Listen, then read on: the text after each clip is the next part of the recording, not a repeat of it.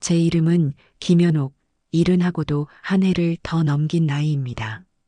남편은 10년 전 먼저 하늘로 떠났고 지금은 이 넓은 2층 집에서 저 혼자 살고 있지요.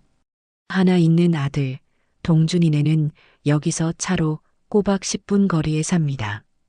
가깝다면 가깝고 멀다면 먼 거리예요.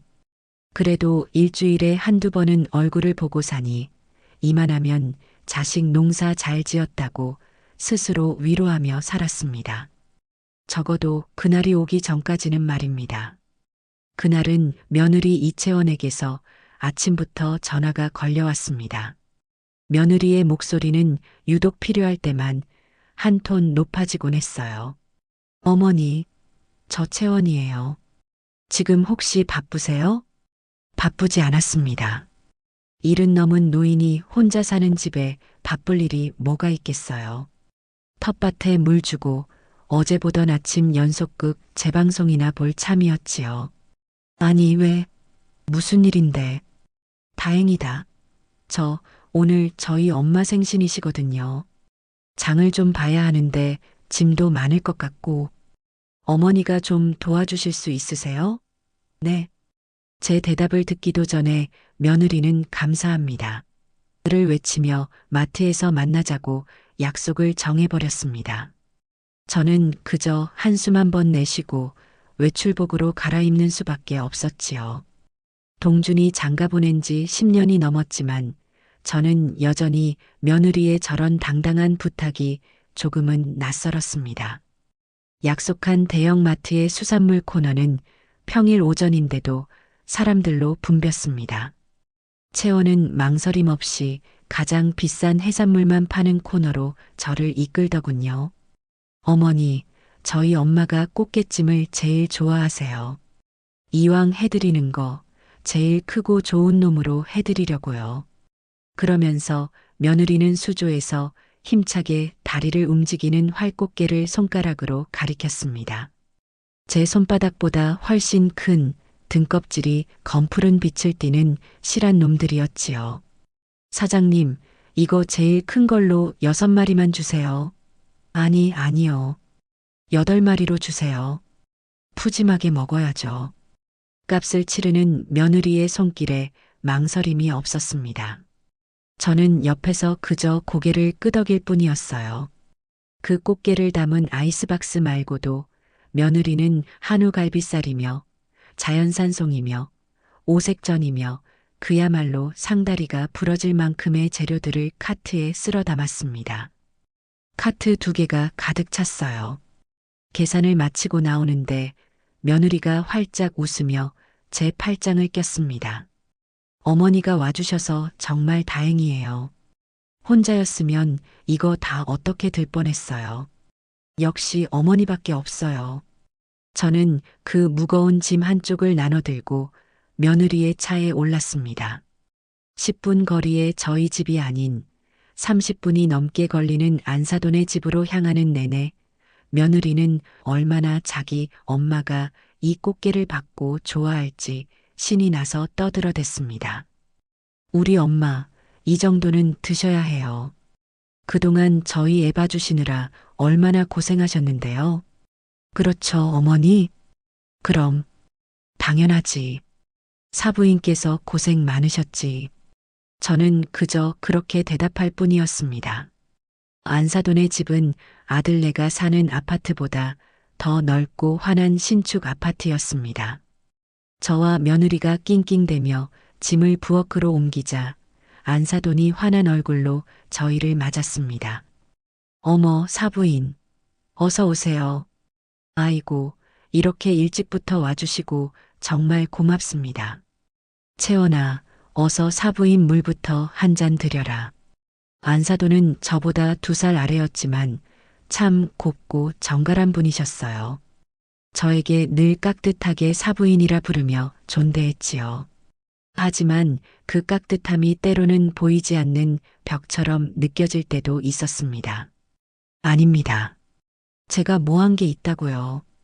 채원이가 어머니 생각하는 마음이 어찌나 극진한지 보는 제가 다 흐뭇합니다.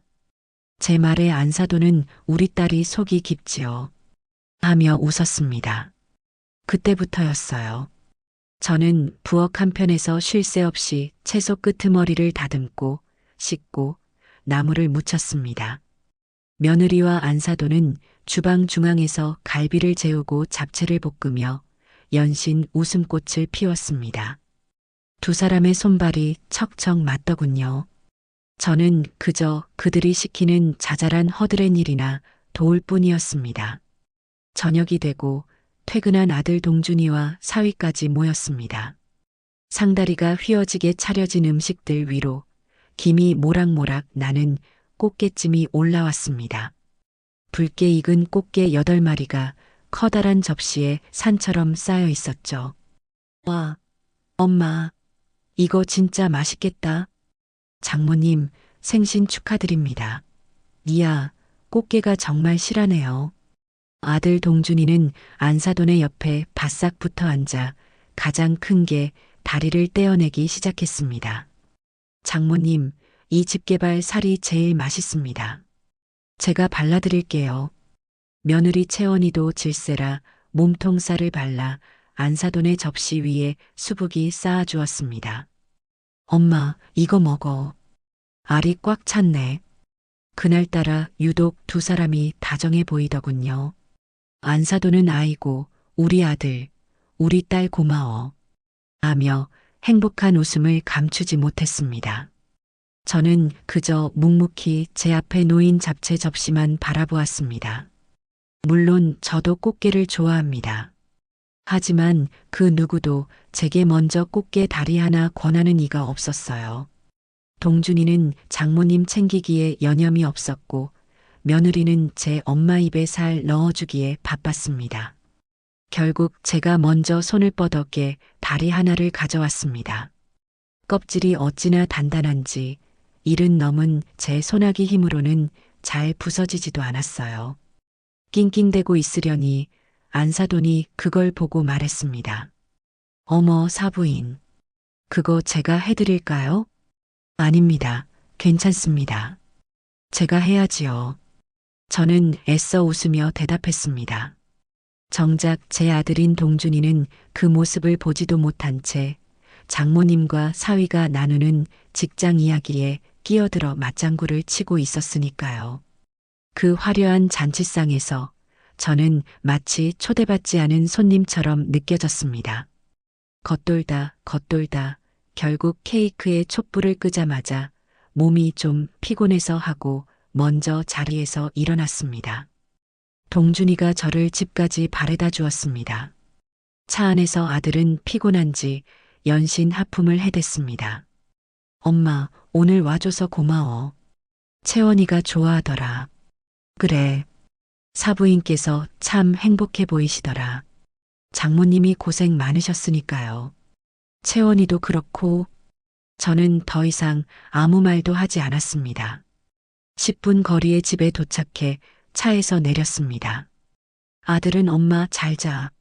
손 한번 흔들고는 쏜살같이 차를 돌려 떠났습니다. 늦었으니 아내와 아이가 기다리는 제 집으로 돌아가야겠지요. 저는 텅 빈 2층 집 현관에 들어서며 긴 한숨을 내쉬었습니다. 그날따라 남편의 빈자리가 유독 크게 느껴지는 밤이었어요. 그리고 정확히 일주일 뒤 제 71번째 생일이 되었습니다. 아침부터 내심 기대를 했습니다. 그래도 하나뿐인 아들인데 며느리인데 아침 일찍 미역국이라도 끓여오지 않을까? 아니면 근사한 식당이라도 예약해놓고 저녁에 오라고 하지 않을까? 꽃게찜까지는 바라지도 않았습니다. 그저 따뜻한 갈비찜 한 그릇이라도. 하지만 오전 내내 전화기는 조용했습니다. 오후가 되어도 마찬가지였고요. 서운한 마음이 스멀스멀 피어올랐습니다. 텃밭에 상추를 뽑으면서도 괜히 신경질이 나더군요. 저녁 8시가 넘었습니다. 이제 포기하고 냉장고에 남은 밥이나 물에 말아 먹으려던 참이었어요. 초인종이 울렸습니다. 아들 내외였습니다. 어머니, 생신 축하드려요. 동준이가 동네 제과점에서 산 작은 케이크 상자를 들고 있었습니다. 며느리 채원이는 멋쩍은 표정으로 서 있더군요. 어머니, 죄송해요. 저희가 오늘 회사에 일이 너무 많아서요. 오다가 들렀어요. 오다가 들렀다. 는 말이 귓가에 박혔습니다. 그래, 어서 들어오너라. 저녁은 먹었고? 아, 그럼요. 회사에서 대충 먹었어요. 아들은 피곤한 기색이 역력했습니다. 며느리는 식탁 위에 검은 비닐봉지 하나를 툭 올려놓았습니다. 어머니, 이거 반찬 가게에서 좀 사왔어요. 저희가 너무 바빠서 미역국도 못 끓여드리고 죄송해요. 괜찮다. 바쁜데 뭘. 저는 애써 웃으며 비닐봉지를 풀었습니다. 안에서는 익숙한 플라스틱 반찬통이 2개 나왔습니다. 하나는 검붉은 장조림이었고 다른 하나는 멸치볶음이었습니다. 어머니, 멸치볶음 좋아하시잖아요. 입맛 없으실 때 드시라고요. 며느리가 말했습니다. 네, 저는 멸치볶음을 좋아합니다. 밥 반찬으로 이만한 게 없지요. 하지만 말입니다. 일주일 전 제 손으로 직접 씻고 다듬어 쪄냈던 그 붉고 거대했던 꽃게의 모습이 눈앞을 가로막았습니다. 안사돈의 생일에는 살아있는 활꽃게를 사다 상다리가 휘어지게 차려내고 시어머니인 내 생일에는 퇴근길에 오다가 들러서 사온 3,000원짜리, 아니, 값이 문제가 아니지요. 성의조차 보이지 않는 이 멸치볶음이라니요. 아들은 피곤하다며 소파에 거의 드러눕다시피 앉아 텔레비전을 보고 있었습니다. 어머니, 케이크 촛불이라도 불까요? 채원이가 물었습니다. 아니다. 너희 피곤한데 어서 들어가 봐라. 나도 저녁 먹고 좀 쉬어야겠다. 저는 반찬통을 냉장고에 넣으며 말했습니다. 제 목소리가 저도 모르게 조금 차갑게 나간 모양입니다. 어머니 화나셨어요? 며느리가 눈치를 보며 물었습니다. 화나긴. 일찍 가서 쉬어. 내일 또 출근해야지. 그럼 저희 가볼게요. 어머니, 생신 정말 축하드려요. 아들과 며느리는 그렇게 10분도 채 머무르지 않고 현관을 나섰습니다. 저는 텅 빈 거실에 혼자 남았습니다. 식탁 위에는 뜯지도 않은 케이크 상자와 그 옆에 놓인 멸치볶음통이 전부였습니다. 그 순간 무언가가 제 안에서 툭 하고 끊어지는 소리가 났습니다. 서운함을 넘어선 깊은 허탈감이었습니다. 저는 그날 밤 촛불 하나 켜지 않은 케이크를 앞에 두고 플라스틱 통에 담긴 멸치볶음을 젓가락으로 뒤적이며 생각했습니다. 지난 40년 제가 아들을 위해 이 가정을 위해 바친 세월의 가치가 고작 이 멸치볶음 한 통이었나? 내 남은 인생을 이렇게 오다가 들러서 받는 대접으로 채우며 살아야 하나? 눈물이 나지 않았습니다. 대신 가슴 한구석이 얼음장처럼 차갑게 식어가는 것을 느꼈습니다. 그 멸치볶음으로 끝난 생일 다음 날 아침 해가 밝았는데도 저는 한동안 이부자리에서 일어나지 못했습니다. 이른한 살의 아침이 다 그렇듯 몸 여기저기가 쑤시기도 했지만 그보다는 마음이 무거워서였지요. 텅 빈 집안에 저 혼자라는 사실이 그 멸치볶음 통만큼이나 차갑고 딱딱하게 느껴졌어요. 그래도 산 사람은 살아야지요. 무거운 몸을 일으켜 밥솥에 밥을 안치고 냉장고를 열었습니다. 어제 며느리가 주고 간 플라스틱 반찬통이 가장 먼저 눈에 띄더군요. 뚜껑을 열어 멸치볶음 한 젓가락을 입에 넣었습니다. 짜고 달고 며느리가 직접 만든 것이 아니라 반찬 가게에서 사온 것이 분명한 그 조미료 맛이 혀끝을 맴돌았습니다. 그때였습니다. 요란하게 전화벨이 울렸어요. 며느리 채원이었습니다. 어제 그렇게 피곤하다며 10분도 안 앉아 있다 가더니 아침부터 웬일인가 싶었지요. 어머니, 어떡해요. 저 좀 도와주세요. 어제와는 또 다른 다급하고 날카로운 목소리였습니다. 왜 그러니? 무슨 일이야? 제가 오늘 회사에 정말 중요한 보고가 있어서 일찍 나왔는데 깜빡한 게 있어요. 오늘 손주 녀석이 학원에서 일찍 끝나는 날이에요. 오후 3시요. 제가 도저히 시간을 낼 수가 없는데 어머니가 대신 좀 데리러 가주시면 안 될까요? 네. 어머니? 듣고 보니 어이가 없었습니다. 자기 자식 학원 끝나는 시간 하나 제대로 챙기지 못하나 싶었지요. 하지만 당장 어떡해요라며 울상을 짓는 며느리에게 싫은 소리를 할 수는 없었습니다. 알았다. 3시까지 그 학원 앞으로 가면 되는 거지? 네. 정말 감사합니다, 어머니. 제가 나중에 꼭 보답할게요. 나중에 꼭 보답한다는 말. 저는 그 말을 속으로 되뇌었습니다. 그 나중이 과연 언제일까요? 오후 2시 반, 저는 버스를 타고 손주가 다닌다는 영어 학원으로 향했습니다. 아들네 집에서는 10분 거리지만 저희 집에서는 버스를 한번 갈아타야 하는 꽤나 번거로운 거리였어요. 정류장에 내려서도 10분은 좋게 걸어야 했습니다. 학원 앞은 벌써부터 아이들을 데리러 온 엄마들의 차로 북적였습니다. 저는 그 비싼 차들 사이를 비집고 들어가 학원 건물 입구에 섰습니다. 얼마 지나지 않아 아이들이 우르르 쏟아져 나오기 시작했어요. 제 손주, 준이도 친구들과 킬킬대며 뛰어나왔습니다. 그런데 저를 발견하고도 그저 할머니 하고 덤덤하게 인사만 하더군요. 바로 그때였습니다. 제 옆으로 아주 매끄럽고 반짝이는 검은색 차 한 대가 멈춰 섰습니다. 경적을 울리지도 않았는데 준이가 그 차를 보더니 얼굴이 환해지며 달려갔어요. 외할머니다. 와, 할머니. 차창이 스르르 내려가고 안사돈이 환하게 웃고 있었습니다. 안사돈은 저를 발견하고는 조금 놀란 듯 예의 바르게 목례를 했습니다. 어머, 사부인. 웬일이세요? 여기까지. 아, 네. 채원이가 오늘 바쁘다고 해서 제가 대신 좀 나왔습니다.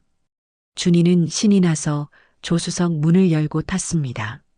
할머니, 오늘 나 데리러 오셨네요?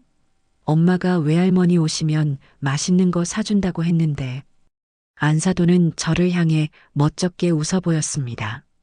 제가 원래 오늘 오기로 한 날이 아닌데 채원이가 하도 부탁을 해서요. 마침 시간도 비고해서 나왔습니다. 사부인, 그럼 저희 먼저 들어가 보겠습니다. 준이 데려다 주셔서 감사해요. 아, 네. 들어가세요. 저는 멍하니 그 자리에 서 있었습니다. 준이를 태운 안사돈의 차는 부드럽게 코너를 돌아 사라졌습니다. 저는 그 차 뒷공무니만 바라보았어요. 방금 전 며느리의 말이 떠올랐습니다. 도저히 시간을 낼 수가 없어서 어머니가 대신 좀. 알고 보니 저는 대신이 아니었습니다. 긴급 호출이었던 거지요. 평소에 손주를 돌보는 정규직은 안사돈이었고 저는 그저 안사돈이 시간이 안 될 때 급하게 부르는 대체 인력에 불과했습니다. 심지어 안사돈에게는 맛있는 것이라는 보상까지 따라붙었고요. 허탈한 마음으로 버스 정류장으로 터벅터벅 걸었습니다. 꽃게찜과 멸치볶음, 그리고 정규직 외할머니와 대체 인력 친할머니, 모든 것이 선명하게 대비되었습니다. 며느리 채원이에게 저는 그저 필요할 때 쓰고 고마움은커녕 미안함조차 제대로 느끼지 않아도 되는 그런 존재였던 겁니다. 집에 돌아와 텅 빈 거실에 앉아 있으니 어제 받은 멸치볶음의 짠맛이 다시 입안에 감도는 듯 했습니다. 그렇게 며칠이 더 지났습니다. 주말 오후 초인종이 울렸어요. 아들 동준이 혼자였습니다. 엄마, 저 왔어요. 어이구, 우리 아들. 웬일이야? 채원이는? 준이는? 채원이는 준이 데리고 처갓집 갔어요. 장모님이 준이 보고 싶다고 하셔서 저는 못마땅한 표정을 감추고 아들을 거실로 이끌었습니다. 그래, 밥은? 밥 먹었어? 아니요.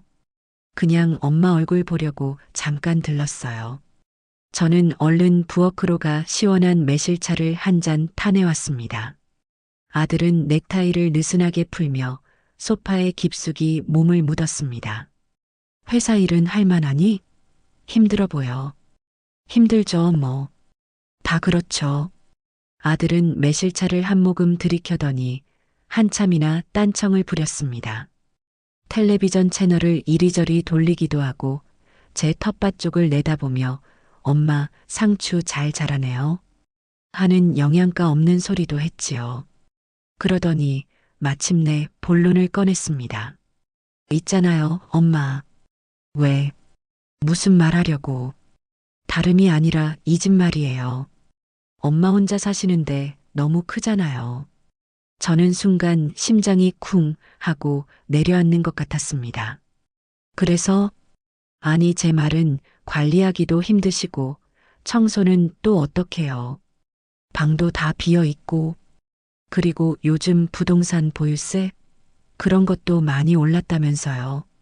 동준이는 제 눈을 똑바로 보지 못하고 거실 바닥만 내려다보며 말했습니다. 그래서 내가 이 집을 팔기라도 했으면 좋겠니? 제 단도직입적인 물음에 아들은 당황하며 손사래를 쳤습니다. 아니, 그런 뜻이 아니고요. 그냥 이 집이 지금 잠자는 자산 같아서 드리는 말씀이에요. 잠자는 자산이요. 아깝잖아요. 이 좋은 자산을 그냥 이렇게 썩히는 게 잠자는 자산, 썩히는 것. 저는 제 귀를 의심했습니다. 이 집이 어떤 집인데 남편과 제가 20살 무렵 만나 단칸방 월세부터 시작해서 안 해본 고생 없이 돈을 모아 마흔이 넘어 겨우 장만한 집입니다. 이 집 마룻바닥, 벽지 하나하나, 심지어 마당에 저 감나무까지 제 남편과 저의 피와 땀이 서리지 않은 곳이 없어요. 남편이 떠나고 이 집에 홀로 남겨진 저에게 이 집은 단순한 자산이 아니었습니다. 제 젊은 날의 전부였고 남편의 흔적이며 제 남은 생을 기댈 마지막 보금자리였습니다. 그런데 제 아들놈이 제 속으로 낳은 자식이 이 집을 잠자는 자산이라고 부르다니요. 썩히는 게 아깝다고요. 저는 차갑게 식어가는 매실차 잔을 내려다보았습니다. 동준아. 네, 네 엄마. 너도 이 집에서 자랐어. 네가 어릴 때 저 마당에서 공 차다가 장독 깨뜨린 거 기억 안 나니? 너 대학 합격했다고 네 아빠랑 내가 저 대문 앞에서 너를 업고 덩실덩실 춤췄던 건 이 집은 나한테 그런 곳이다. 돈으로만 따질 수 있는 곳이 아니야. 그러니 그런 소리 2번 다시 하지 마라. 제 목소리가 얼음장처럼 차갑게 나갔습니다. 아들은 무언가 더 말을 하려다 제 굳은 표정을 보고는 입을 다물었습니다. 어색한 침묵이 흘렀어요. 저 그럼 가볼게요, 엄마. 채원이가 기다려서. 아들은 도망치듯 자리에서 일어났습니다. 그래, 가봐라. 저는 아들을 배웅하지 않았습니다. 현관문이 닫히는 소리를 들으며 저는 잠자는 자산이라는 그 끔찍한 단어만 되뇌고 있었습니다. 꽃게찜과 멸치볶음은 그저 서운함의 문제였습니다. 하지만 잠자는 자산은 그건 제 존재 자체를 부정당하는 기분이었습니다. 그들에게 저는 이미 엄마가 아니라 처분해야 할 자산의 일부일 뿐이었던 걸까요? 며칠 뒤 저는 동네 주민센터에서 하는 서예 교실에 나갔습니다. 그 일들을 잊어보려 애썼지요. 먹을 갈고 화선지에 붓을 대면 그나마 복잡했던 마음이 조금은 가라앉는 듯 했습니다. 수업이 끝나고 로비로 나오는데 아주 익숙하면서도 낯선 사람과 마주쳤습니다. 안사돈이었습니다. 어머, 사부인. 여기서 다 뵙네요. 안사돈은 특유의 그 상냥하고 깍듯한 미소로 제게 인사를 건넸습니다. 안사돈은 이곳에서 요가 수업을 듣는다고 하더군요. 네, 사부인. 안녕하세요. 운동하러 오셨나 봐요. 네. 나이 드니까 여기저기 쑤셔서요. 호. 사부인은 서예하셨나 봐요. 어쩐지 멋있으세요. 안사돈은 오늘따라 유독 더 화사해 보였습니다. 고급스러운 실크 블라우스에 손에는 처음 보는 근사한 핸드백을 들고 있었지요. 누가 봐도 값비싸 보이는 윤기가 차르르 흐르는 가죽 가방이었습니다. 저는 상표 같은 것은 잘 모르지만 딱 봐도 백화점 1층에서나 볼 법한 물건이었어요. 제 시선이 가방에 머무는 것을 느꼈는지 안사돈이 가방을 고쳐들며 수줍게 웃었습니다. 어머, 이거요? 이거 우리 채원이가 사준 거예요. 아, 네. 아주 잘 어울리십니다. 아니에요. 제가 뭘 이런 걸 드냐고 손사래를 쳤는데 글쎄 우리 딸애가 막무가내지 뭐예요. 안사돈은 절대 저를 약 올리거나 자랑하려는 투가 아니었습니다. 그저 정말 기쁘고 행복해서 나오는 꾸밈 없는 말씨였지요. 얼마 전에 준이 돌보는 거 힘들다고 제가 좀 알아누웠거든요. 그랬더니 우리 채원이가 엄마 고생하는데 자긴 해준 것도 없다면서 기어코 이걸 사들고 왔지 뭐예요. 엄마, 이거 들고 친구분들이랑 좋은 데 다니세요. 하면서요. 사부인, 제가 복이 많지요? 저는 아무 말도 할 수가 없었습니다. 안사돈은 손주를 돌봐주다가 병이 나서 누웠고 며느리는 고생했다며 저렇게 비싼 가방을 사주었습니다. 저는 손주 학원 픽업 땜빵이나 하고 안부 전화 한 통 받지 못했습니다. 안사돈은 자식에게 복이 많은 엄마였고 저는 자식에게 잠자는 자산을 가진 짐이었습니다. 사부인, 얼굴이 안 좋아 보이세요. 어디 편찮으세요? 아닙니다. 그냥 서예를 너무 열심히 썼나 봐요. 그럼 사부인, 운동 잘하시고 먼저 들어가 보겠습니다. 저는 도망치듯 주민센터를 빠져나왔습니다. 집으로 걸어오는 내내 안사돈이 들고 있던 그 반짝이는 핸드백과 제 냉장고 속에 들어있는 멸치볶음통이 머릿속에서 번갈아 떠올랐습니다. 그들은 저를 조금도 존중하지 않았습니다. 아들 동준이도 며느리 채원이도 저를 그저 필요할 때 부르는 사람, 그리고 언젠가는 처분해야 할 자산으로만 보고 있었던 겁니다. 그날 밤 저는 남편의 영정 사진 앞에서 한참을 울었습니다. 여보, 나 어떡하면 좋아? 내가 이렇게 살아도 되는 걸까? 분노와 서러움으로 며칠을 보냈습니다. 하지만 자식 이기는 부모 없다고 저는 또다시 며느리와 아들을 용서하려 애썼습니다. 걔들이 뭘 알겠어요. 아직 젊고 자기들 살기 바쁘니 그런 거겠지요. 제가 좀 더 이해해야지요. 그렇게 스스로를 다독였습니다. 그러던 어느 날 저는 며칠 전부터 뭉근하게 끓여놓은 사골국이 마음에 걸렸습니다. 동준이가 요즘 부쩍 피곤해 보이던 것이 생각났거든요. 잠자는 자산이니 뭐니 하는 소리는 괘씸했지만 그래도 어미는 어미였습니다. 저는 가장 큰 곰솥에 든 사골국을 플라스틱 통에 가득 나눠 담았습니다.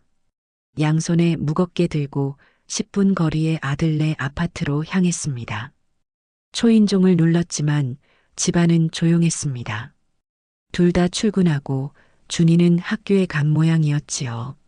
저는 아들네 현관 비밀번호를 눌렀습니다. 띠리릭 소리와 함께 문이 열렸어요.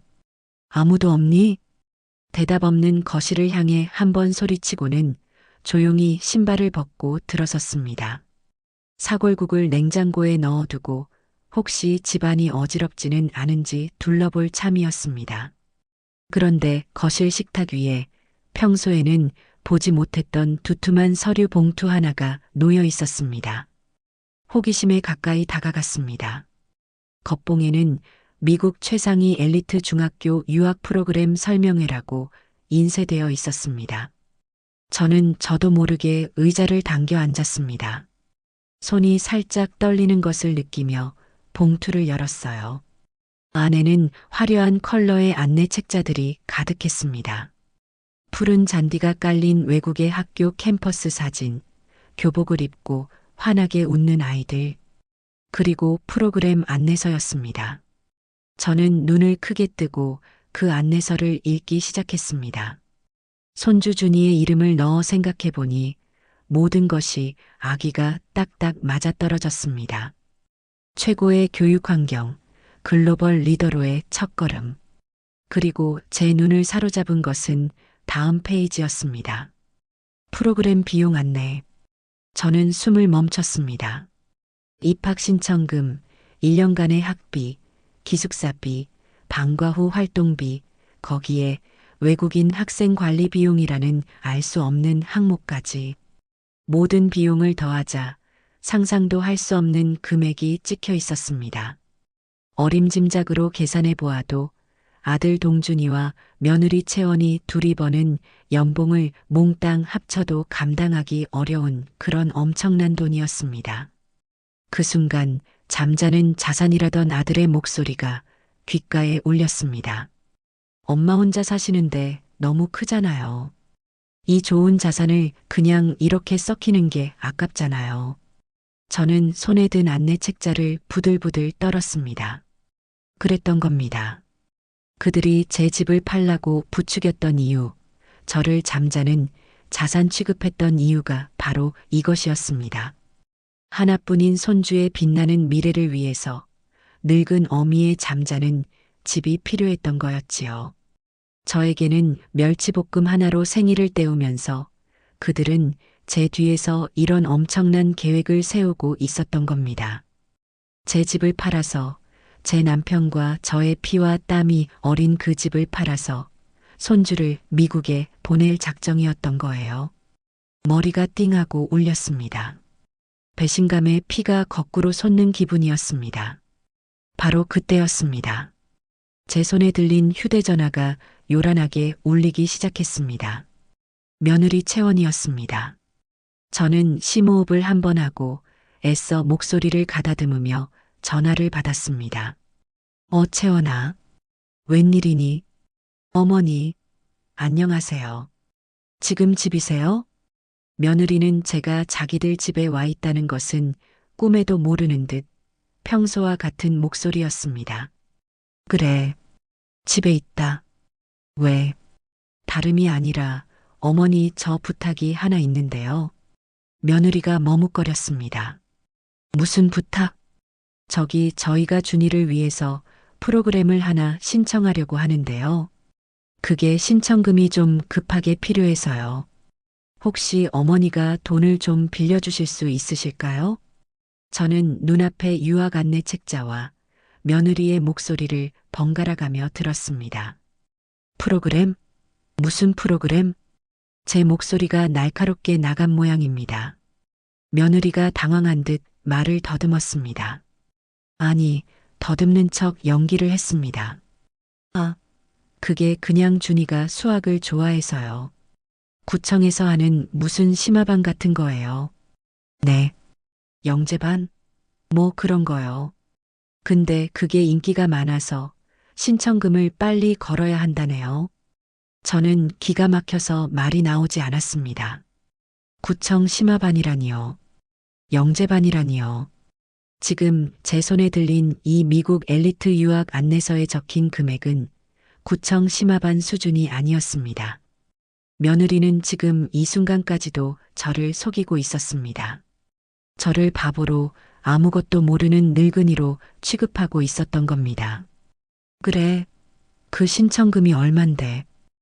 그게 한 200 정도만. 저는 더 이상 듣고 있을 수가 없었습니다. 채원아. 네, 네 어머니. 나 지금 너희 집이다. 네, 저희 집이요? 갑자기 왜? 네가 말한 구청 심화반 안내서가 이거니?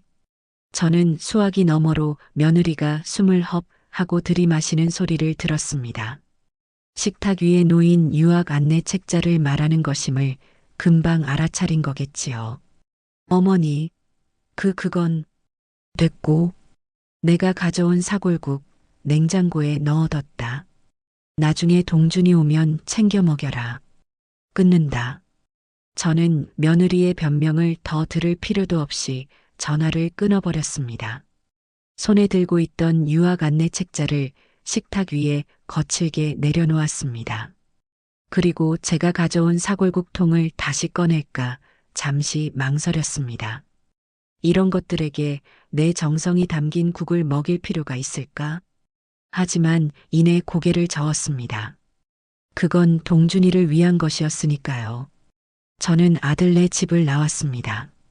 현관문을 닫는 제 손이 더 이상 떨리지 않았습니다. 분노와 배신감은 어느새 차가운 결심으로 변해가고 있었습니다. 집으로 돌아오는 10분 남짓한 길이 천리길처럼 멀게만 느껴졌습니다.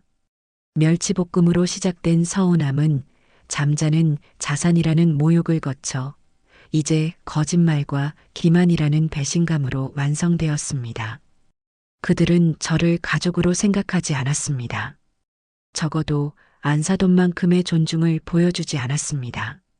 저는 그저 그들의 원대한 계획을 위해 희생되어야 할 자금원에 불과했습니다. 집에 도착한 저는 멍하니 거실 소파에 주저앉았습니다. 한참을 그렇게 앉아 있었습니다. 해가 서쪽으로 기울고 집안에 어스름이 깔릴 때까지요. 이제 어떻게 해야 할까요? 아들을 불러서, 며느리를 불러서 뺨이라도 한 대 올려붙이며 소리를 질러야 할까요? 내가 너를 어떻게 키웠는데 네가 감히 나를 속여? 하고 울부짖어야 할까요? 아니요. 그런다고 뭐가 달라질까요? 그들은 그저 어머니 죄송해요. 하지만 준이 미래를 위해서였어요. 라며 제게 또 다른 희생을 강요할 것이 뻔했습니다. 저는 자리에서 일어났습니다. 제 방으로 들어가 남편과 결혼할 때 친정어머니가 물려주신 낡은 자개장을 열었습니다. 그 안쪽 깊숙한 곳에는 제가 지난 40여 년간 하루도 빠짐없이 적어 내려온 가계부들이 빽빽하게 꽂혀 있었습니다. 저는 먼지가 뽀얗게 쌓인 가계부들을 한 권 꺼내어 거실 바닥에 늘어놓기 시작했습니다.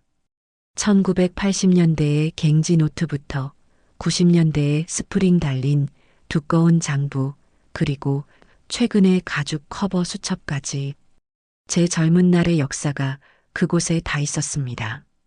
첫 장을 펼쳤습니다. 쌀 한 말, 연탄 100장. 삐뚤빼뚤한 글씨로 적힌 지출 내역을 보니 남편과 단칸방에서 신혼을 시작하던 그 시절이 떠올라 코끝이 찡해졌습니다.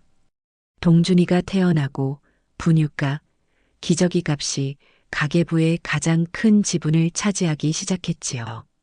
동준이 초등학교 입학 가방, 동준이 태권도 학원비, 동준이 대학 등록금.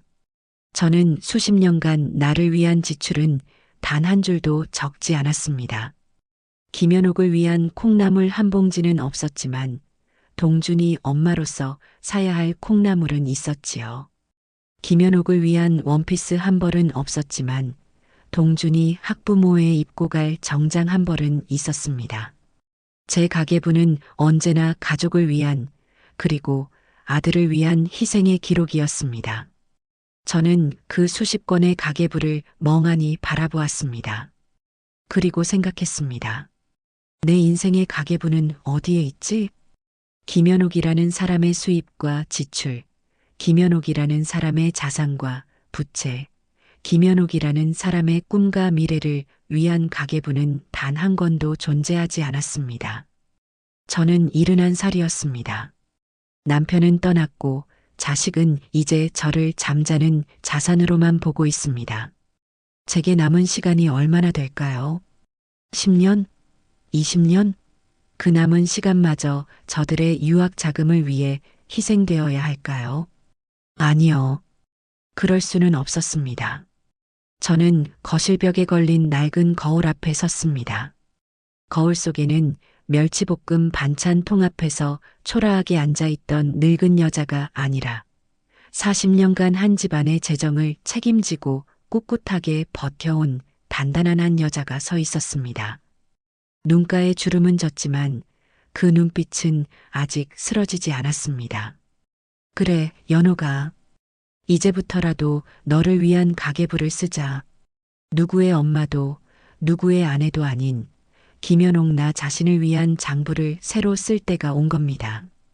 다음 날 아침 저는 평소와 달리 동네 주민센터가 아닌 시내 중심가에 있는 가장 큰 은행의 본점으로 향했습니다. 장롱에서 가장 좋은 외출복을 꺼내 입었습니다. 남편 장례식 날 입었던, 그리고 동준이 결혼식 날 입었던, 제게는 가장 격식 있는 검은색 투피스 정장이었지요. 은행은 아침부터 붐볐습니다.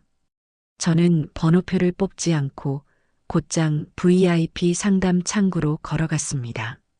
무엇을 도와드릴까요, 고객님? 젊은 은행원이 상냥하게 물었습니다. 지점장님을 좀 만나고 싶습니다. 아, 혹시 약속은 하셨나요? 약속은 안 했습니다. 하지만 제 남편 이름 그리고 제 이름을 대면 만나주실 겁니다. 저는 당당하게 말했습니다. 이 은행은 제 남편이 평생을 거래했고 저 또한 모든 자산을 맡겨둔 주거래 은행이었습니다. 잠시 후 저는 지점장실의 푹신한 소파에 앉아 따뜻한 대추차를 대접받고 있었습니다. 어르신, 어쩐 일로 직접 왕림하셨습니까? 전화 주셨으면 제가 달려갔을 텐데요. 지점장은 제 남편의 조문도 왔었던 낯이 익은 사람이었습니다. 바쁘신 분을 오라가라 할 수 있나요? 제가 오면 되지요. 저는 서두르지 않았습니다. 차를 한 모금 마시고 제 앞에 놓인 서류들을 바라보았습니다. 지점장님, 제가 오늘 온 건 제 재산 현황을 좀 정확하게 알고 싶어서입니다. 네, 네. 물론입니다. 저희가 관리해드리는 예금과 펀드는 아니요. 그런 것 말고요. 지금 당장 제가 현금화할 수 있는 모든 것을 알고 싶습니다. 제 집을 포함해서요. 제 단호한 말에 지점장의 눈이 조금 커졌습니다. 집 말씀이십니까? 그 자택을 혹시 처분하실 계획이 있으신지요? 그럴 수도 있습니다. 그러니 현재 시세를 기준으로 제가 가진 모든 자산을 평가해 주세요. 그리고 제 남편이 저 모르게 따로 남겨둔 것이 있다면 그것도 다 포함해서요. 하나도 빠짐없이요. 지점장은 잠시 생각에 잠기더니 어딘가로 전화를 걸어 몇 가지를 지시했습니다. 30분 정도 지났을까요? 지점장은 깔끔하게 정리된 서류 한 뭉치를 제 앞에 내밀었습니다. 어르신, 현재 어르신 명의의 예금, 그리고 회장님께서 남기신 비상금성 유산과 보험금까지 합산한 현금성 자산이 이 정도입니다. 그리고 자택은 현재 이 지역의 개발 호재가 겹쳐 저희가 추산한 바로는 이 정도의 가치가 있습니다. 저는 서류에 찍힌 숫자들을 천천히 읽어 내려갔습니다. 제 생각보다 훨씬 더 큰 금액이었습니다. 남편은 저 몰래 저와 동준이를 위해 꽤 많은 것을 남겨두었던 겁니다. 그리고 집값은 그야말로 천정부지로 솟아 있었습니다. 저는 그 금액을 보고 놀라거나 기뻐하지 않았습니다. 그저 담담하게 확인했을 뿐입니다. 이 정도면 충분하구나. 무엇이 충분한지는 저도 몰랐습니다. 하지만 그저 충분하다는 생각이 들었습니다. 어르신 혹시 자제분이 사업을? 지점장이 조심스럽게 물었습니다. 아들 동준이가 이 돈을 노리고 제게 무슨 압박이라도 넣는 건 아닌지 걱정하는 눈치였지요. 아니요. 지점장님, 그런 거 아닙니다. 이건 그냥 제가 궁금해서 알아본 겁니다. 제 노후는 제가 알아서 준비해야 하지 않겠어요? 저는 웃으며 자리에서 일어났습니다. 오늘 고맙습니다. 이 서류는 제가 한부 가져가도 될까요? 물론입니다, 어르신. 언제든 필요하시면 연락 주십시오. 은행을 나서는 제 발걸음이 올 때와는 달리 아주 가벼웠습니다. 제 손에 들린 서류 한 장이 마치 천군만마를 얻은 듯 든든했습니다. 저는 더 이상 잠자는 자산을 가진 늙은이가 아니었습니다. 저는 제 삶을 스스로 계획하고 책임질 수 있는 김연옥이었습니다. 저는 집으로 바로 돌아가지 않았습니다. 은행을 나와 곧장 이 도시에서 가장 크고 번화한 상업지구로 향했습니다. 그곳에는 새로 생긴 고층 빌딩들이 즐비했지요. 저는 그중 가장 화려한 빌딩 1층에 자리한 프리미엄 부동산 중개법인이라고 쓰인 사무실로 망설임 없이 들어갔습니다. 어서 오십시오, 고객님. 깔끔한 정장을 입은 젊은 중개인이 저를 맞았습니다. 저는 집을 팔고 새 집을 사려고 합니다. 아, 네. 잘 오셨습니다. 찾으시는 지역이나 평수가 있으신가요? 지금 사는 집은 2층 단독주택입니다. 이걸 팔 거예요. 저는 제 집 주소를 말했습니다. 중개인의 눈이 반짝였습니다. 그 동네 집값이 비싸다는 것을 잘 아는 눈치였지요. 네, 아주 좋은 물건이네요. 바로 진행해 드릴 수 있습니다. 조건이 있습니다. 저는 의자에 똑바로 앉아 중개인을 바라보았습니다. 첫째, 제 아들 내외는 모르게 아주 조용하고 신속하게 처리해 주었으면 합니다. 공개적으로 시장에 내놓지 않고 확실한 구매자에게만 연결해 주세요. 내 사정이 있으시군요. 알겠습니다. 가능합니다. 둘째, 저는 새 집을 구하고 있습니다. 이 동네가 아닌 저기 강 건너 새로 생긴 저 신도시 있잖습니까? 그쪽으로요. 아, 네. 그쪽도 저희 전문입니다. 저는 크고 넓은 집은 필요 없습니다. 하지만 이 도시에서 가장 전망이 좋고 보안이 철저하며 이제 막 지어진 새 아파트였으면 합니다. 혼자 살기에 가장 안전하고 가장 편리한 곳으로요. 제 남은 인생을 편안하게 보낼 수 있는 그런 집을 원합니다. 중개인은 제 말 한마디 한마디를 진지하게 받아 적었습니다. 알겠습니다, 사모님. 원하시는 조건에 꼭 맞는 곳으로 저희가 특별히 관리하는 최상급 매물로 찾아보겠습니다. 그리고 계약이 성사되면 저는 바로 떠날 겁니다. 네, 떠나신다니요? 여행을 갈 겁니다. 아주 오랫동안. 그러니 잔금 처리나 이사 일정 같은 것들은 제 아들이 아니라 저와 직접 혹은 제가 지정하는 변호사와 상의해 주셔야 합니다. 저는 제 인생의 가계부의 지출이 아닌 투자를 적어 넣기 시작했습니다. 제 남은 삶을 위한 가장 확실하고 가장 화려한 투자를 말입니다. 사무실을 나오자 눈부신 오후 햇살이 제 어깨 위로 쏟아졌습니다. 저는 수십 년 만에 처음으로 제 자신을 위해 아주 큰 돈을 쓰기로 마음먹었습니다. 그것은 조금도 두렵지 않았습니다. 오히려 짜릿했습니다.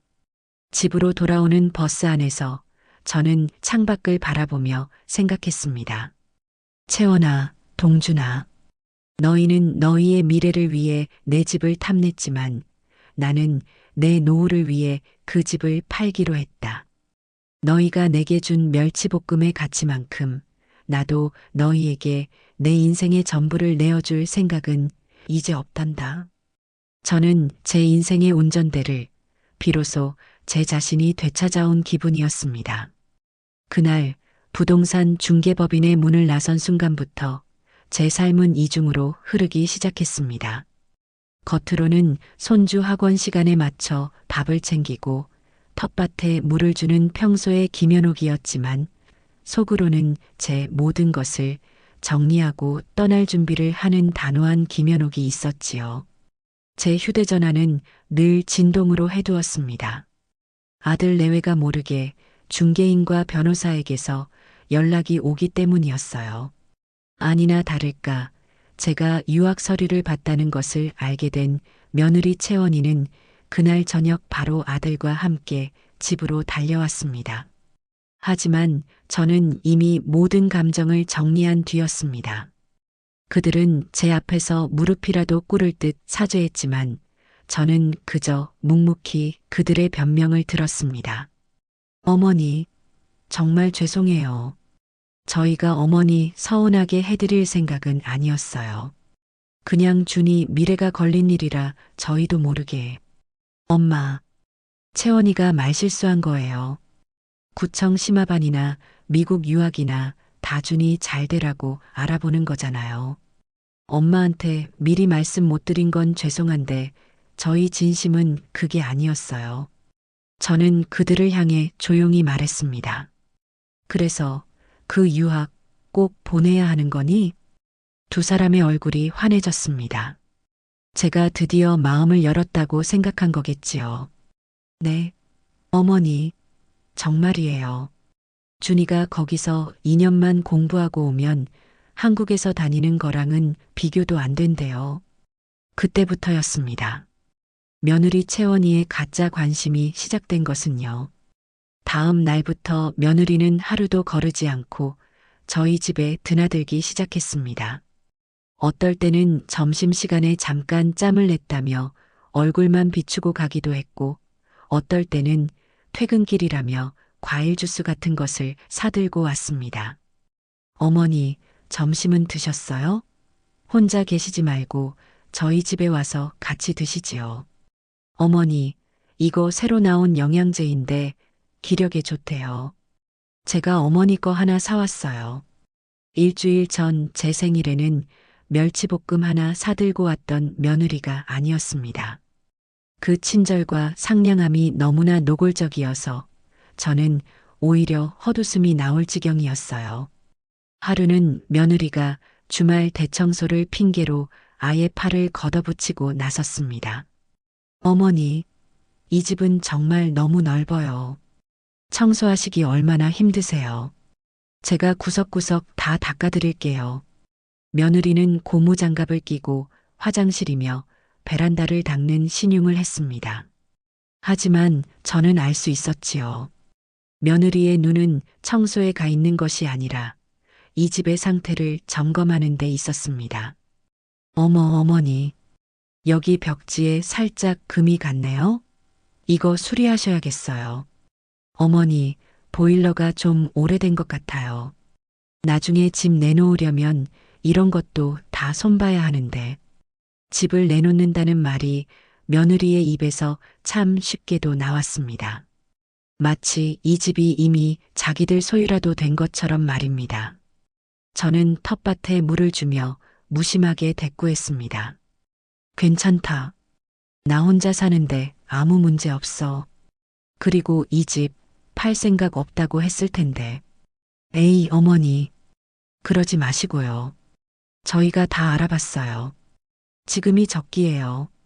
어머니, 이 집 정리하시고 저희랑 같이 하니 저희 아파트 바로 옆동으로 오세요. 저희가 매일매일 모실게요. 네. 저는 며느리를 돌아보았습니다. 햇빛 아래서 땀을 닦는 척하는 그 얼굴에 조바심과 욕심이 선명하게 쓰여 있었습니다. 채원아. 네. 네, 어머니. 너는 이 집이 얼마로 보이니? 네. 너한테는 이 집이 그냥 돈으로만 보이는구나. 너희 손주 유학 자금으로만 보여. 제 차가운 말에 며느리의 얼굴이 순간 굳었습니다.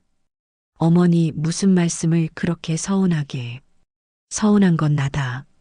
너는 나한테 잠자는 자산이니 뭐니 집을 썩힌다느니 그런 말을 아무렇지 않게 하는 아들을 둔 내 마음이 어떤지 아니?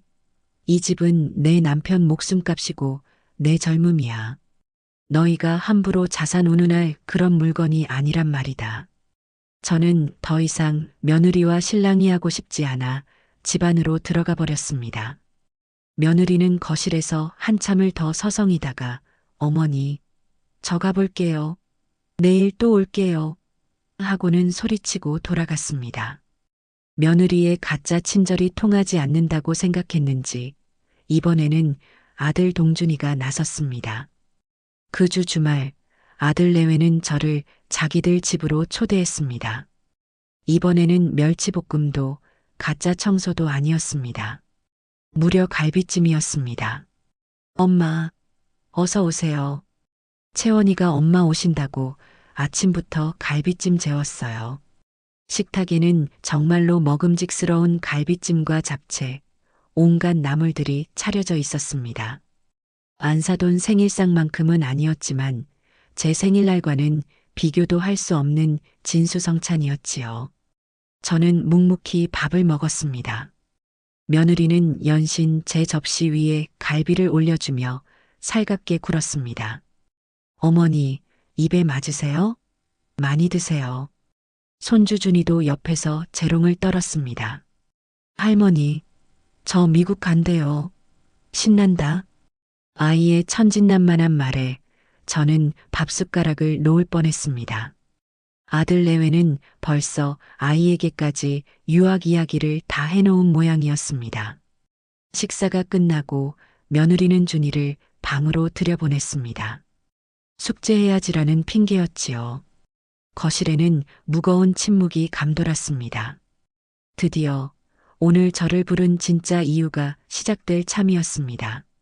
아들 동준이가 먼저 입을 열었습니다. 이 녀석은 어릴 때부터 잘못한 일이 있으면 손톱을 물어뜯는 버릇이 있었는데 40이 넘은 지금도 그 버릇을 고치지 못했더군요. 엄마, 그래. 저 채원이한테 얘기 들었어요. 엄마 아직도 그 집 파실 생각 없으세요? 저는 찻잔을 들어 올렸습니다. 그 얘기하려고 오늘 이 비싼 갈비찜을 했구나. 엄마, 그런 게 아니고요. 그럼 뭔데? 니들 속셈 내가 모를 줄 알고? 그 유학인지 뭔지 그것 때문에 지금 나한테 이러는 거잖니. 제 직설적인 말에 아들과 며느리는 당황했습니다. 하지만 이내 며느리 채원이가 눈을 반짝이며 말했습니다. 어머니, 속셈이라니요. 다 어머니 좋고 저희 좋고 준이 미래까지 좋아지는 일이라 그렇죠. 어머니, 그 큰 집에서 혼자 사시면 외롭잖아요. 위험하기도 하고요. 밤에 무슨 일이라도 생기면 어떡해요.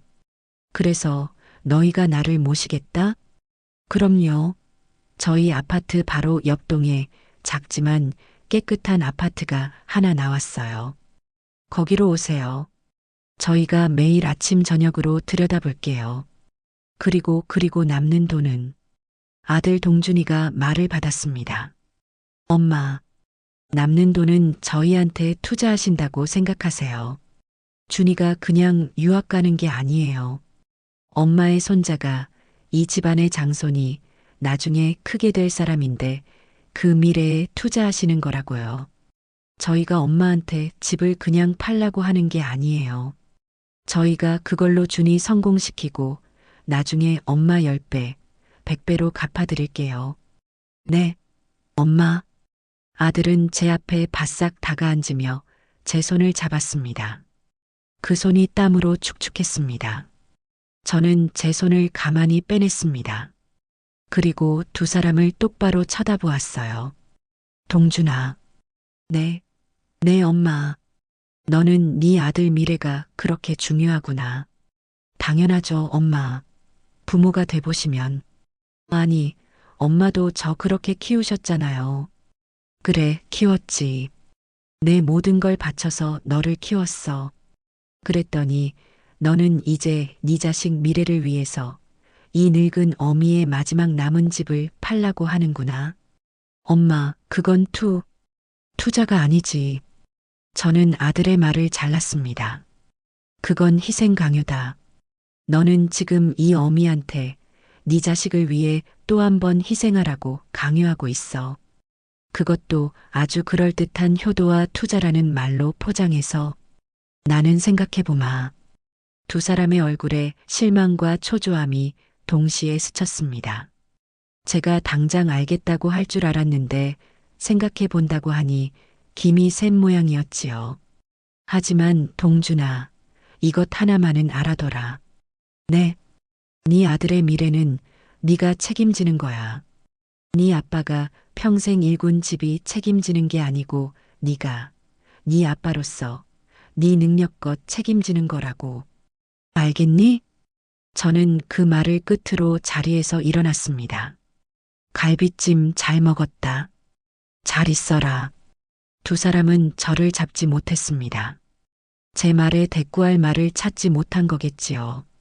집으로 돌아오는 길 저는 생각했습니다. 생각해 본다는 제 대답은 그들을 위한 것이 아니었습니다. 제 자신을 위한 시간을 버는 것이었지요. 그들은 모를 겁니다. 제가 그 잠자는 자산을 깨우기 위해 이미 얼마나 바쁘게 움직이고 있는지를요. 그들은 제가 그저 그들의 설득에 못 이기는 척 넘어가 주기를 기다리고 있겠지만 저는 이미 저만의 새 집을 보러 다닐 약속을 잡아둔 뒤였습니다. 압박은 거세졌지만 제 결심은 그보다 더 단단해지고 있었습니다. 아들과 며느리의 압박이 거세질수록 제 비밀스러운 움직임은 더 바빠졌습니다. 부동산 중개인은 제 요구대로 시장에 떠들썩하게 내놓지 않고 물밑에서 조용히 구매자를 물색했습니다. 사모님, 걱정 마십시오. 그 동네 그 정도 집은 사실 내놓기만 하면 사겠다는 사람이 줄을 섭니다. 그 중에서 가장 조건이 확실하고 조용히 처리할 수 있는 분으로만 골라서 연결해 드리고 있습니다. 저는 중개인의 전화를 받을 때마다 텃밭에 나가는 척 혹은 마당을 쓰는 척하며 집 밖에서 통화를 했습니다. 제 집안에서 아들 내외의 욕심이 묻어나는 그 공간에서 제 미래를 논하고 싶지 않았기 때문이에요. 며칠 뒤 중개인에게서 연락이 왔습니다. 사모님, 아주 좋은 분들이 연결되었습니다. 신혼부부인데 두 사람 다 전문직이고 무엇보다 아파트 생활에 질려서 사모님 집처럼 마당 있는 집을 간절히 원하시는 분들입니다. 자금도 확실하고요. 혹시 주말에 조용히 집을 한번 보실 수 있을까요? 저는 망설였습니다. 아들 내외가 주말에 또 들이닥칠지도 몰랐으니까요. 주말은 안 됩니다. 평일 오전 딱 1시간만 시간을 내지요. 아들 내외가 출근한 시간이요.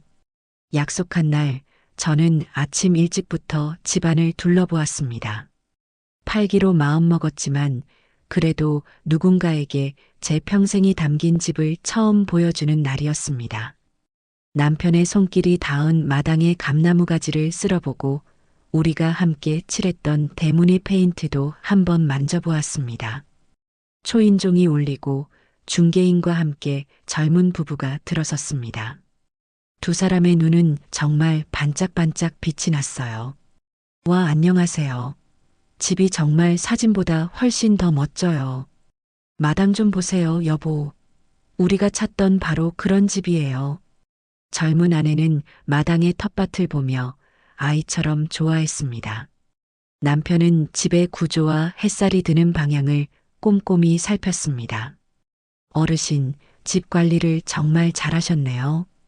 이렇게 햇볕이 잘 드는 남양집에 마당까지 저희가 정말 꿈에 그리던 집입니다. 저는 그들을 데리고 집안 구석구석을 보여주었습니다. 동준이가 쓰던 낡은 방, 남편의 서재, 그리고 볕이 잘 드는 제 안방까지요. 저희가 이 집에서 아이 낳고 오래오래 살고 싶습니다. 혹시 저희에게 팔아주실 수 있으실까요? 젊은 부부는 제 손을 꼭 잡고 간절하게 말했습니다. 저는 그 순간 깨달았습니다. 제 집을 잠자는 자산으로만 보는 아들 내외가 아니라 이 집의 가치를 알아보고 꿈을 이야기하는 이 젊은 부부에게 제 남편의 유산을 넘겨주는 것이 그나마 덜 미안한 일이 될 거라는 거요. 그러시구려.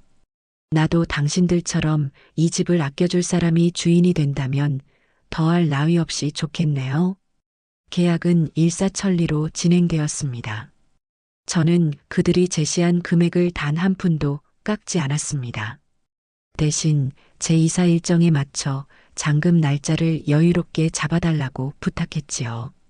모든 계약은 부동산 사무실에 있는 변호사 이폐하에 진행되었습니다.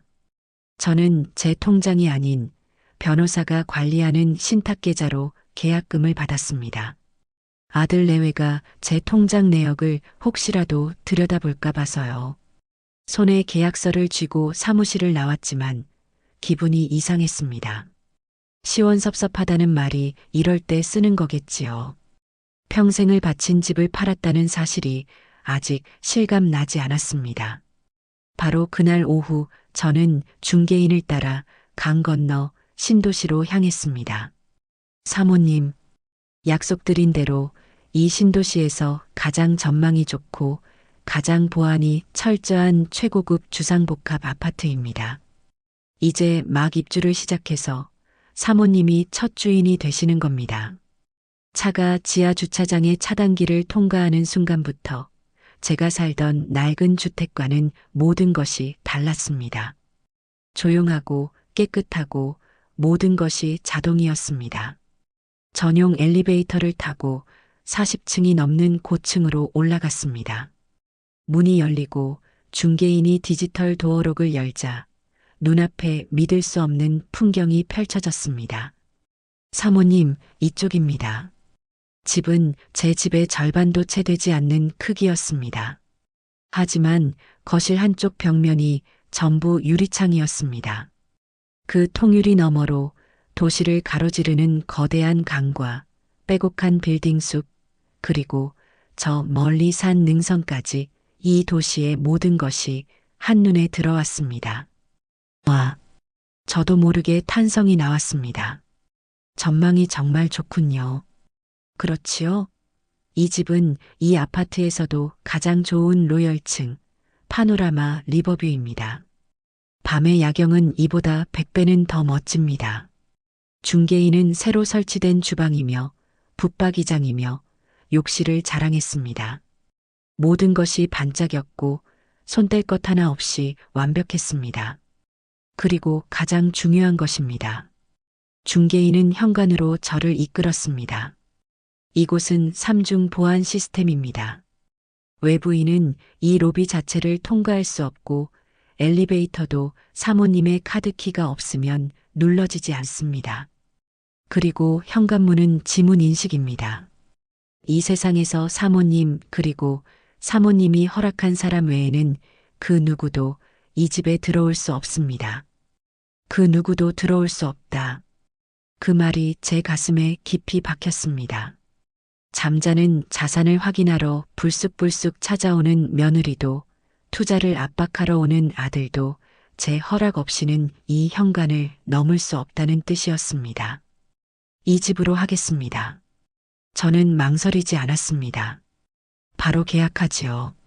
집을 파는 계약서에 잉크가 마르기도 전에 저는 새 집을 사는 계약서에 도장을 찍었습니다. 낡은 집을 판 돈의 절반 정도가 새 아파트 값으로 나갔습니다. 저는 그 자리에서 바로 계약금을 이체했습니다. 모든 일이 끝났습니다. 며칠 뒤 낡은 집의 잔금이 모두 치러졌다는 변호사의 연락을 받았습니다. 새 아파트의 잔금도 모두 지불했습니다. 그리고 제 이름으로 새로 만든 아들 내외는 절대 알 수 없는 비밀 통장에 제 남은 평생을 쓰고도 남을 만큼의 돈이 들어왔습니다. 저는 은행 VIP 라운지의 푹신한 소파에 앉아 그 통장의 잔액을 가만히 들여다보았습니다. 숫자가 너무 길어 한눈에 잘 들어오지도 않았습니다. 이 돈이 그들이 그렇게 탐내던 잠자는 자산의 실체였습니다. 이 돈이면 손주 녀석을 미국이 아니라 달나라에도 보낼 수 있을 것 같더군요. 하지만 저는 그 돈을 그렇게 쓸 생각이 추호도 없었습니다. 저는 은행을 나와 곧장 백화점으로 향했습니다. 그리고 제 평생 처음으로 제 자신을 위한 물건을 샀습니다. 아주 크고 아주 가볍고 아주 단단한 붉은색 여행 가방이었습니다. 그 가방을 끌고 백화점 문을 나서는데 마치 다시 20살이 된 것처럼 가슴이 뛰었습니다. 집으로 돌아와 저는 조용히 짐을 싸기 시작했습니다. 제 낡은 집에서의 마지막 날들이 다가오고 있었습니다. 남편의 유품, 제 젊은 날의 흔적들을 하나하나 정리했습니다. 가져갈 것, 버릴 것, 그리고 기부할 것. 상자에 물건들을 담으며 저는 이상하게도 눈물이 나지 않았습니다. 오히려 후련했습니다. 이 지긋지긋한 집, 이 지긋지긋한 자산에서 벗어날 수 있다는 사실이 기뻤습니다. 이사 날짜는 하루하루 다가오고 있었습니다. 저는 아들 내외에게는 이 사실을 철저히 비밀로 했습니다. 그들은 제가 여전히 생각 중인 줄로만 알고 있었지요. 아마 자기들의 갈비찜 설득이 먹혀들었다고 착각하고 있었을지도 모릅니다. 이사가기 이틀 전 새 집의 주인인 그 젊은 부부에게서 연락이 왔습니다. 어르신, 정말 죄송한데요. 저희가 가구 배치를 미리 좀 해봐야 해서 혹시 실례가 안 된다면 잠깐만 들러서 방 크기만 좀 재고 가면 안 될까요? 저는 흔쾌히 허락했습니다. 그러시구려. 오후에 잠깐 들르세요. 저는 마당에서 마지막으로 텃밭에 잡초를 뽑고 있었습니다. 이제 이 상추와 고추도 새 주인의 몫이 될 테지요. 그때였습니다. 멀리서 요란한 경적 소리와 함께 익숙한 차 한 대가 제 집 대문 앞에 거칠게 멈춰 섰습니다. 아들 동준이의 차였습니다. 차에서 내린 것은 며느리 채원이었습니다. 그런데 그 표정이 평소의 그 가식적인 미소가 아니었습니다. 당황과 분노로 일그러진 얼굴이었습니다. 어머니, 어머니, 지금 이게 무슨 일이에요? 며느리는 제게 달려오지도 않고 대문 앞에서 삿대질을 하며 소리쳤습니다. 무슨 일이라니? 무슨 일인데 그렇게 소리를 지르니? 지금 저 사람들 뭐예요? 왜 남의 집 마당에서 줄자를 들고 돌아다녀요? 저 사람들이 왜 어머니 집을 재고 있냐고요? 아, 그 젊은 부부를 본 모양이었습니다. 그들은 며느리의 고함에 놀라 어쩔 줄 모르고 저만 바라보고 있었어요. 저는 흙 묻은 손을 털며 천천히 일어섰습니다. 그리고 며느리를 똑바로 바라보며 말했습니다. 남의 집? 아니, 이제 곧 저 사람들 집이 될 곳이다. 이 집 팔았거든. 네. 뭐라고요? 팔아요? 누구 마음대로요. 누구 마음대로긴. 내 집, 내 마음대로 팔았지. 어머니, 지금 장난하세요? 저희랑 상의도 없이. 어떻게? 며느리의 목소리가 찢어질 듯이 날카로워졌습니다. 그 순간 젊은 부부가 제게 다가와 조심스럽게 말했습니다. 어르신, 저희는 이만 가보는 게 좋겠습니다. 나중에 다시. 아니요. 괜찮습니다. 여기 잠시만 계세요. 내 손님들이시니까요. 저는 부부를 제 등 뒤에 세우고 며느리에게로 한 걸음 다가갔습니다. 채원아, 너 지금 누구한테 소리 지르는 거니? 어머니, 저희 준이 유학은요? 저희 계획은요? 어머니가 어떻게 저희한테 이러실 수 있으세요? 때마침 아들 동준이의 차가 또 한 대 도착했습니다. 며느리에게서 연락을 받고 불이 나게 달려온 모양이었습니다. 차에서 내린 아들의 얼굴은 이미 새하얗게 질려 있었습니다. 엄마, 이게 다 무슨 말이야? 채원이가 집을 팔았다니 그게 사실이야. 저는 제 집 대문 앞에 서서 저를 비난하듯 몰아세우는 아들과 며느리를 가만히 바라보았습니다. 제 뒤에는 이 집의 새 주인이 될 젊은 부부가 불안한 듯 서 있었지요. 참으로 기가 막힌 그림이었습니다. 사실이다. 이 집 팔았어.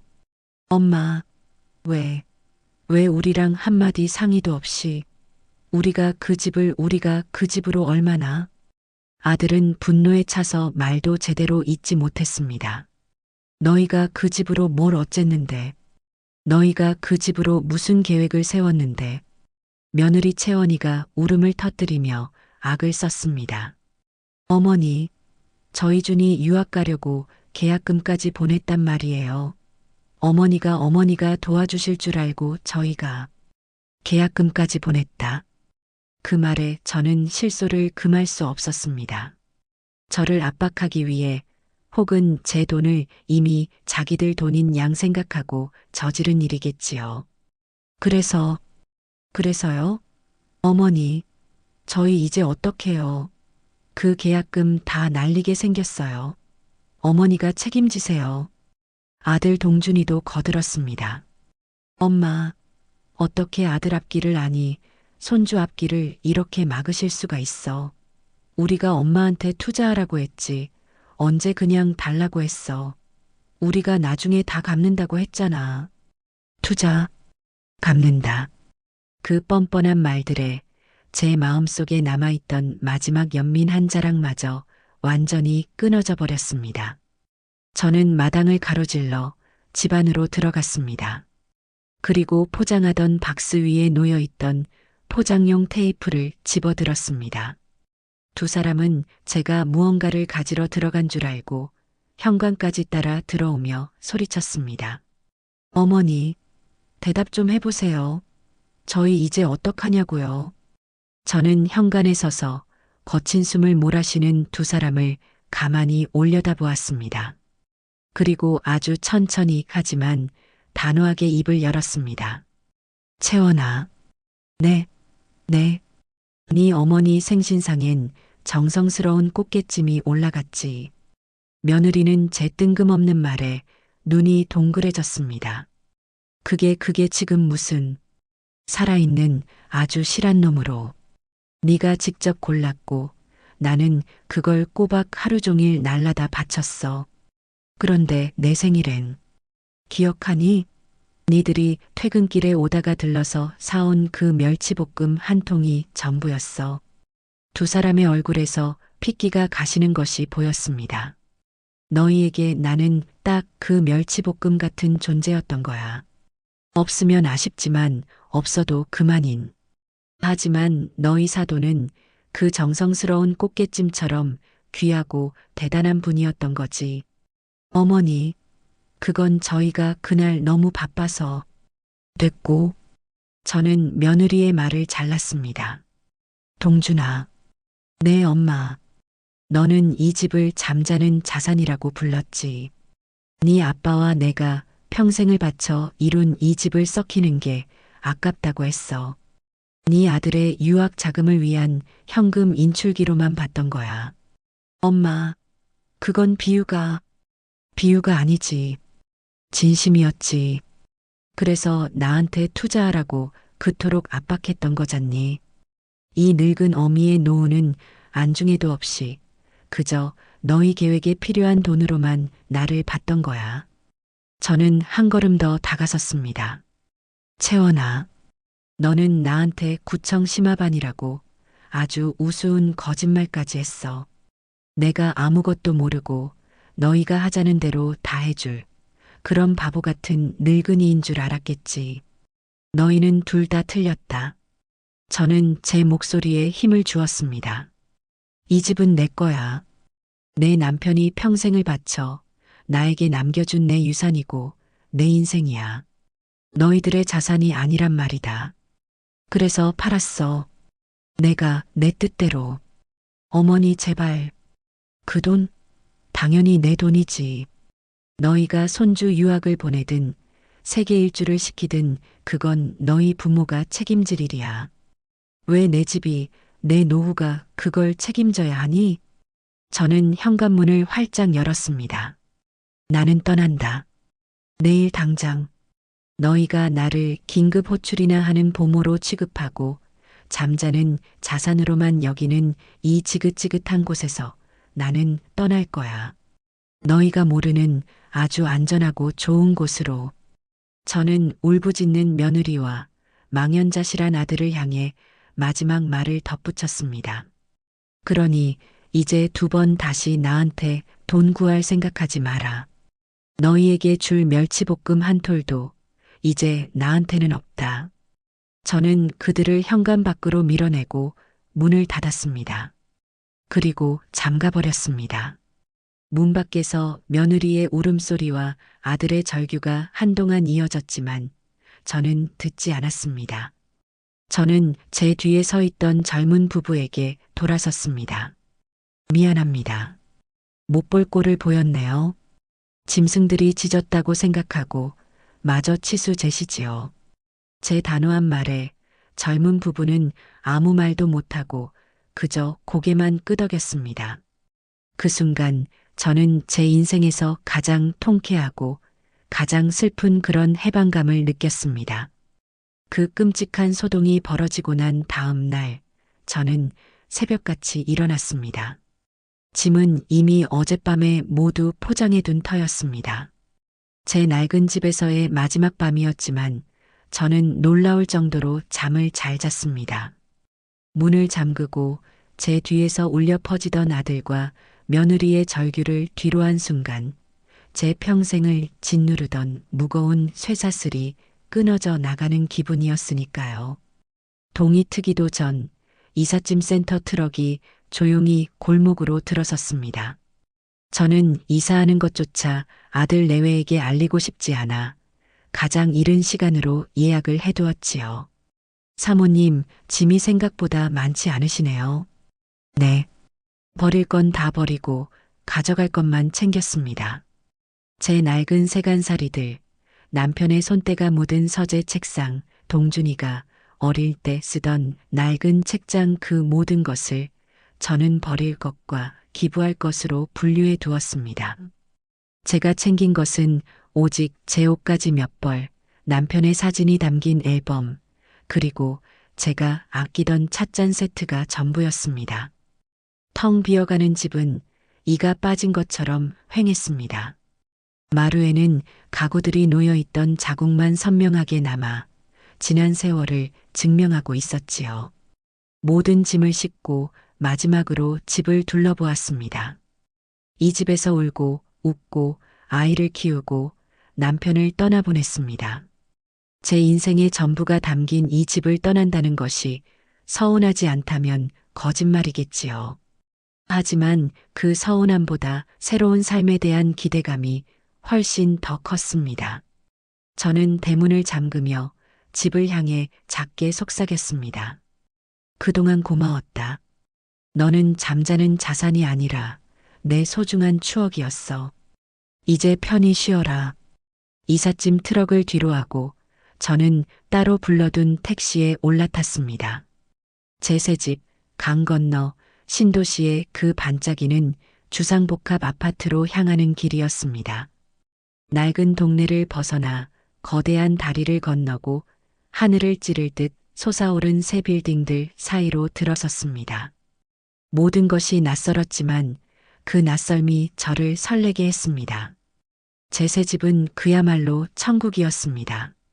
로비에서부터 저를 알아보는 보안 요원이 정중하게 인사를 했고 저만이 누를 수 있는 엘리베이터는 소리 없이 저를 40층이 넘는 곳으로 데려다 주었습니다. 현관의 지문 인식기에 제 엄지손가락을 대자 환영합니다, 주인님. 하는 기계음과 함께 묵직한 문이 열렸습니다.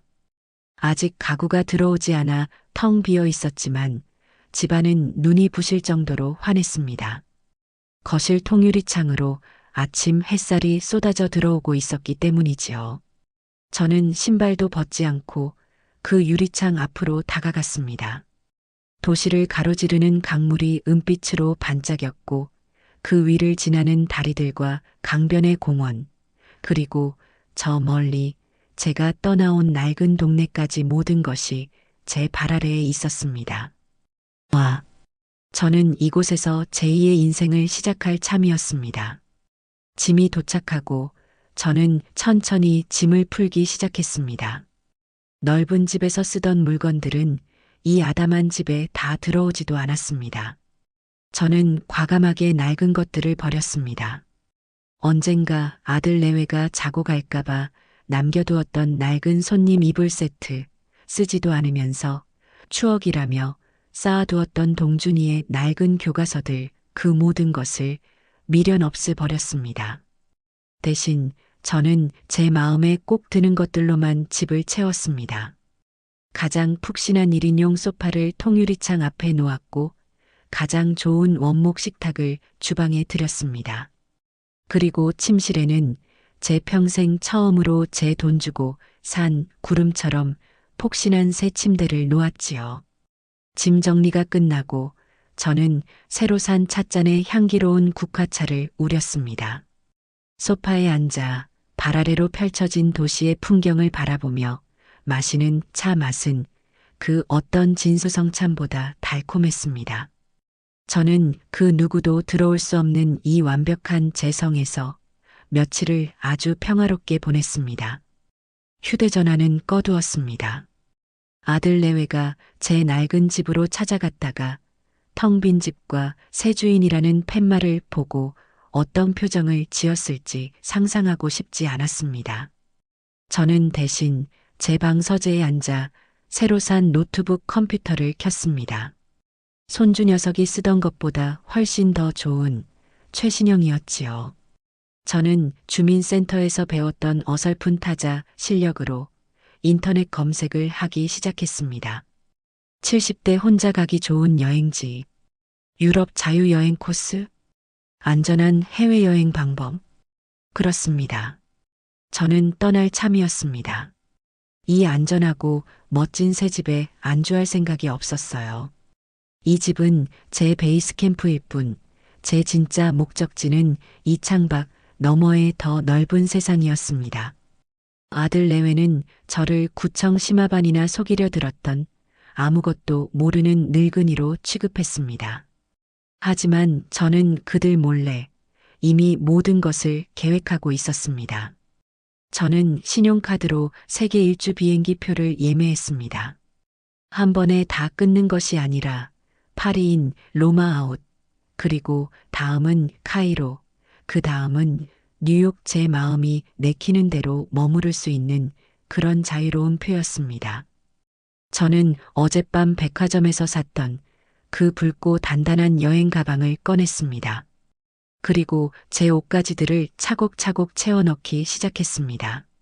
화려한 원피스, 편안한 바지, 그리고 남편의 사진이 담긴 작은 액자 하나. 그것으로 충분했습니다. 출국하는 날, 저는 제 새 아파트에서 가장 아끼는 옷을 꺼내 입었습니다. 그리고 현관을 나서기 전 거울 앞에 섰습니다. 거울 속의 김연옥은 더 이상 멸치볶음에 서러워하던 그 초라한 노인이 아니었습니다. 낯선 세상으로 떠날 준비를 마친 71세의 당당한 여행자였습니다. 저는 택시를 불렀습니다. 아들에게 전화해서 공항까지 태워달라고 부탁할 생각은 추호도 없었지요. 인천공항 제2터미널은 거대하고 웅장했습니다. 저는 제 붉은색 가방을 카트에 싣고 당당하게 걸어갔습니다. 수속을 밟고 보안 검색대를 통과했습니다. 비행기 탑승까지 시간이 남아 저는 난생 처음으로 공항 라운지라는 곳에 들어가 보았습니다. 돈을 내면 누구나 들어갈 수 있는 곳이더군요. 조용하고 편안하고 온갖 맛있는 음식들이 있었습니다. 저는 창가 자리에 앉아 오렌지 주스를 한 잔 따라 마셨습니다. 제 통장 잔고를 생각하면 와인이라도 한 잔 마시고 싶었지만 첫 여행이니만큼 정신을 똑바로 차려야지요. 창밖으로는 제가 타고 갈 거대한 비행기가 위용을 뽐내고 있었습니다. 저는 그때 비로소 휴대전화의 전원을 켰습니다. 부재중 전화 수십 통, 문자 메시지 수백 개가 폭탄처럼 쏟아져 들어왔습니다. 아들 동준이, 며느리 채원이, 심지어 안사돈에게서까지 연락이 와 있었습니다. 엄마, 어디야? 이게 무슨 일이야? 어머니, 제발 전화 좀 받으세요. 저희가 잘못했어요. 사부인, 대체 어디 가신 겁니까? 애들이 지금 난리가 났습니다. 저는 그 모든 메시지를 무시했습니다. 그리고 저는 카메라를 켜서 제 모습을 찍었습니다. 오렌지 주스 잔을 들고 창밖의 비행기를 배경으로 제 생에 가장 환하게 웃는 얼굴이었습니다. 저는 그 사진을 아들과 며느리에게 전송했습니다.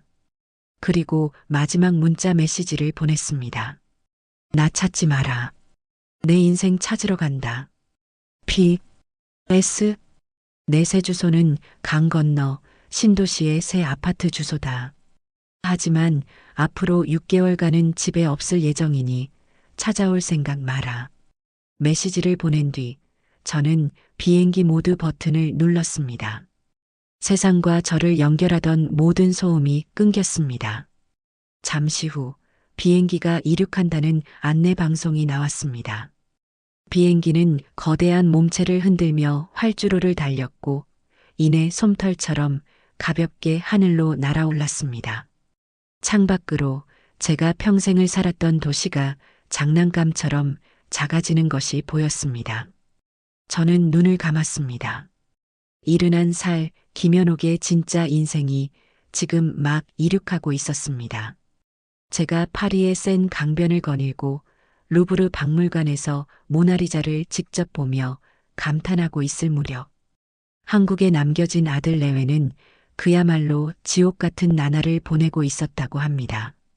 이 모든 것은 제가 6개월간의 긴 여행을 마치고 돌아온 뒤 저에게 용서를 빌러온 아들과 며느리 그리고 안사돈에게서 직접 전해 들은 이야기입니다. 제가 떠난 다음 날 아들 동준이와 며느리 채원이는 텅 비어버린 제 집 앞에서 망연자실했다고 합니다. 대문에는 새 주인이 이사올 예정이니 외부인 출입을 금합니다라는 차가운 경고문만 붙어 있었지요. 두 사람은 그제야 사태의 심각성을 깨달았습니다. 어떻게 여보. 어머니 정말 가셨어. 우리 이제 어떻게. 며느리는 그 자리에 주저앉아 펑펑 울었다고 합니다. 하지만 그 눈물은 저에 대한 그리움이나 죄책감이 아니었습니다. 당장 눈앞에 닥친 현실 때문이었지요. 당신이 보낸 그 계약금, 그거 당장 유학원 가서 환불해달라고 해. 빨리. 아들 동준이가 소리쳤고 두 사람은 불이 나게 그 미국 엘리트 유학원이라는 곳을 찾아갔다고 합니다. 하지만 돌아온 대답은 냉혹했습니다. 어머님, 계약서에 분명히 명시되어 있습니다. 개인적인 사유로 인한 취소 시 계약금은 일절 환불되지 않습니다. 저희도 이미 미국 쪽 학교에 송금한 돈이라서요. 그들이 저를 믿고 제 집을 담보로 대출이라도 받을 생각에 덜컥 자기들 돈으로 보냈던 그 계약금은 그렇게 공중으로 사라져버렸습니다. 집으로 돌아온 두 사람 사이에는 상상도 못할 냉전이 흘렀다고 해요. 다 너 때문이야. 너가 엄마한테 그깟 멸치볶음이나 갖다 주니까 일이 이 지경이 됐잖아. 뭐? 너는 아들이라는 작자가 엄마한테 잠자는 자산이니 썩힌다느니 그따위 소리를 해? 너가 불을 지폈잖아. 그럼 엄마가 당연히 손주 유학 보내줄 줄 알았지. 그걸 반대하는 할머니가 세상에 어디 있어. 그러니까 너가 문제라는 거야. 어머니는 할머니이기 이전에 사람이잖아. 너는 어머니를 사람 취급도 안 했어.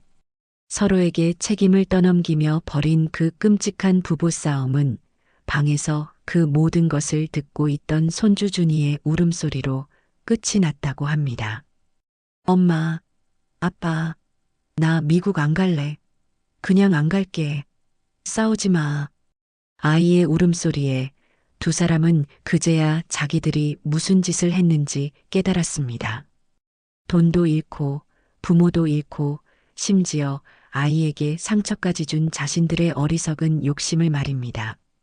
며느리 채원이는 엉망이 된 얼굴로 친정어머니, 즉 안사돈을 찾아갔다고 합니다. 제게 했던 것처럼 그저 위로받고 싶었던 거겠지요. 엄마, 시어머니가 너무해. 어떻게 우리한테 이럴 수 있어? 하고 하소연할 생각이었을 겁니다. 하지만 안사돈은 제가 생각했던 것보다 훨씬 더 현명하고 단호한 분이셨습니다. 채원이가 울며불며 자초지종을 다 털어놓자 안사돈은 따뜻한 위로 대신 차가운 질책을 쏟아냈다고 합니다. 채원아, 엄마 흐흑. 네가 감히 사부인께 멸치볶음을 생신상에. 안사돈의 목소리가 싸늘하게 식어가는 것을 며느리는 그때 처음 느꼈다고 해요. 그건 그날 너무 바빠서 동준 씨도 늦고. 시끄럽다. 안사돈은 며느리의 말을 잘랐습니다. 내가 너 그렇게 가르치지 않았다. 나는 내 딸이 적어도 사람 도리는 하고 살 줄 알았어. 그런데 네가 어떻게 네 시어머니 생신상에 그것도 사온 멸치볶음 따위를 올리고 네 친정엄마 생일에는 살아있는 꽃게를 쪄다 바칠 수가 있니? 엄마, 그건 너는 내가 그 꽃게찜을 받고 기뻐하는 게 좋았니? 네 시어머니는 피눈물을 흘리고 계셨을 텐데 그리고 염치도 없이 그분의 집을 팔아서 네 아들 유학을 보내. 안사돈은 자리에서 일어나 딸의 뺨을 올려붙이려다 간신히 참았다고 합니다. 사부인은 너희 시아버님 돌아가시고 그 집에서 10년을 홀로 사신 분이다. 그분이 어떤 마음으로 그 집을 지키고 어떤 마음으로 너희를 바라보셨을지 넌 한 번이라도 생각해 봤니? 나는 내 딸이 너라는 게 오늘처럼 부끄러운 날이 없다. 당장 가서 사부인께 싹싹 빌어. 어디 계신지 찾아서 무릎 꿇고 용서를 구해. 그분이 너를 용서하시기 전까지 너 다시는 나 찾아올 생각 마라. 꼴도 보기 싫다. 친정 어머니에게까지 그런 혹독한 꾸지람을 들은 며느리는 그 자리에 주저앉아 목 놓아 울었다고 합니다. 자신의 잘못이 무엇인지 뼈저리게 깨달은 순간이었겠지요. 한편 아들 동준이는 제가 문자로 보낸 새 주소를 들고 강 건너 신도시의 그 주상복합 아파트를 찾아왔다고 합니다. 하지만 제 집 현관문은커녕 1층 로비조차 통과할 수 없었습니다. 누구시죠? 검은 정장을 입은 보안 요원이 아들을 막아섰습니다. 저 여기 40층의 김현옥 씨 아들입니다. 김현옥 주인님 말씀이십니까? 네, 맞습니다. 저 아들인데 잠깐. 죄송합니다. 주인님께서 본인이 직접 확인하시기 전에는 그 어떤 방문객도 올려보내지 말라고 특별히 지시하셨습니다. 아니, 내가 아들이라니까요. 어머니, 엄마, 저 왔어요. 아들은 로비에서 고래고래 소리를 질렀지만 방음이 철저한 엘리베이터는 묵묵부답이었습니다. 한 번만 더 소란 피우시면 업무 방해로 신고하겠습니다. 보안 요원의 단호한 말에 아들은 결국 쫓겨나듯 그 빌딩에서 나와야 했습니다. 아들은 그 높은 건물을 올려다보며 그제야 실감했다고 합니다. 제가 정말로 떠났다는 것을요. 자신들의 손이 닿지 않는, 자신들의 목소리가 들리지 않는 아주 높고 안전한 곳으로 어머니가 완전히 사라져버렸다는 것을요. 아들은 그 빌딩 앞 길바닥에 주저앉아 한참을 울었다고 합니다. 잠자는 자산이라고 불렀던 어머니, 멸치볶음으로 때웠던 어머니가 얼마나 거대하고 소중한 존재였는지 뼈저리게 후회하면서 말입니다. 그날부터 제 휴대전화의 음성 사서함에는 두 사람의 메시지가 쌓이기 시작했습니다. 제가 파리에서 로마로 넘어갈 때쯤 메시지는 분노로 가득 차 있었습니다. 엄마, 당장 돌아와. 이게 무슨 짓이야? 제가 이탈리아에서 스페인으로 건너갈 때쯤 메시지는 걱정으로 변해 있었습니다. 어머니 어디세요? 살아는 계신 거죠? 제발 연락 좀. 그리고 제가 이집트에서 피라미드를 보고 있을 때쯤 메시지는 절박한 사과로 바뀌어 있었습니다. 어머니, 저희가 정말 잘못했습니다. 멸치볶음 자산 다 저희가 미쳤었나 봐요. 어머니, 제발 돌아와 주세요. 저희가 다 잘못했어요. 저는 그 모든 메시지를 지중해의 푸른 바다를 바라보며 조용히 하나씩 지워나갔습니다. 6개월. 제 인생에서 가장 길고도 짧았던 6개월의 시간이었습니다. 저는 파리의 에펠탑, 로마의 콜로세움, 바르셀로나의 성당, 카이로의 피라미드, 그리고 뉴욕의 자유의 여신상까지 제가 평생 책에서나 보던 그 모든 곳을 제 두 발로 직접 밟았습니다. 처음에는 두렵기도 했습니다. 이른한 살의 늙은이가 말도 통하지 않는 이국 땅에서 혼자 무엇을 할 수 있을까? 하지만 세상은 생각보다 친절했고 저는 생각보다 강했습니다. 저는 여행 중에 일기를 쓰기 시작했습니다. 제 어설픈 노트북 타자 실력으로 그날 본 것, 느낀 것을 기록했지요. 그걸 70대 할머니의 나홀로 세계 일주라는 이름으로 인터넷 블로그인지 뭔지에 올리기 시작했습니다. 그런데 그게 저도 모르는 사이에 유명해졌더군요. 제 글을 보고 용기를 얻었다. 대리만족을 느낀다는 젊은이들의 댓글이 수백 개씩 달렸습니다. 저는 더 이상 동준이 엄마 누군가의 시어머니가 아니었습니다. 저는 수만 명의 구독자를 가진 여행작가 김연옥이 되어 있었습니다. 6개월 뒤 저는 아주 건강하고 활기찬 모습으로 인천공항에 다시 내렸습니다. 피부는 햇볕에 보기 좋게 그을렸고 낡은 외투 대신 현지에서 산 멋들어진 스카프를 두르고 있었지요. 저는 제 새 집으로 돌아왔습니다. 6개월 만에 돌아온 집은 여전히 먼지 하나 없이 깨끗하고 창밖의 야경은 여전히 아름다웠습니다. 저는 짐을 풀고 시차 적응을 마친 뒤 비로소 아들 동준이에게 전화를 걸었습니다.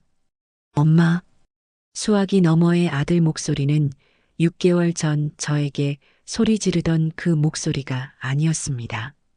물에 젖은 솜처럼 힘없고 떨리는 목소리였습니다. 그래, 나다. 동준아. 엄마 맞아요? 어디 계세요? 괜찮으신 거예요? 나 내 집에 있다. 너희 혹시 시간 괜찮으면 저녁이나 같이 먹을까? 니다는 너희들이다의 줄임말로 제가 아들 내외를 함께 부를 때 쓰는 말이었습니다. 전화를 끊고 30분도 채 되지 않아 초인종이 울렸습니다.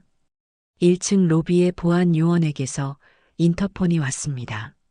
주인님, 김동준 씨와 이채원 씨께서 방문하셨습니다. 올려보내드릴까요? 네, 올려보내주세요. 잠시 후 현관문 지문 인식기 옆에 화면에 두 사람의 모습이 나타났습니다.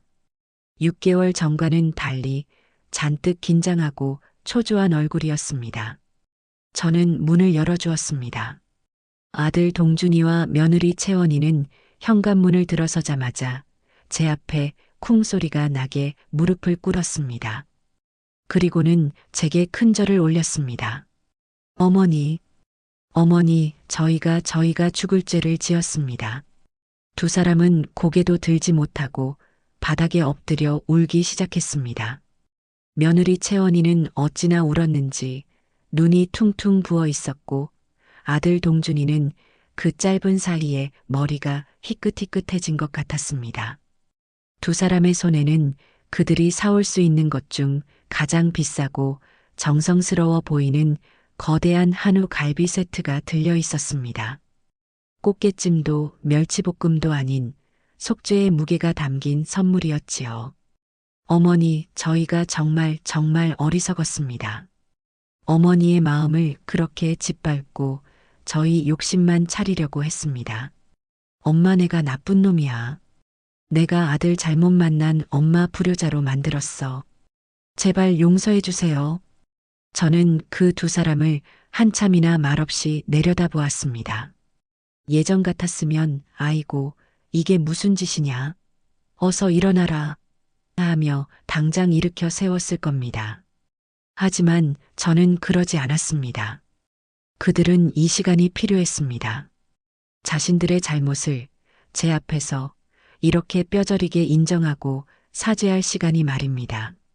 한참을 울던 두 사람이 조금 진정되었을 때쯤 저는 조용히 입을 열었습니다. 일어나거라. 어머니, 일어나. 내 집 현관 바닥 차다. 들어와서 얘기해. 두 사람은 머뭇거리며 죄인처럼 제 뒤를 따라 거실로 들어왔습니다. 그리고는 제 집의 그 엄청난 야경에 입을 다물지 못했습니다. 와, 일단 앉아라. 차 한 잔씩 줄게. 저는 제가 스리랑카에서 직접 사온 아주 향기로운 홍차를 내왔습니다. 두 사람은 푹신한 제세 소파에 앉는 것조차 어색해하며 차를 받아들었습니다. 용서 구하러 왔니? 네, 어머니. 정말 면목이 없습니다. 그래. 용서하마. 제 담담한 대답에 두 사람의 눈이 다시 한번 커졌습니다. 네. 어머니. 용서한다고. 너희가 나한테 한 짓 밉지 않다면 거짓말이지.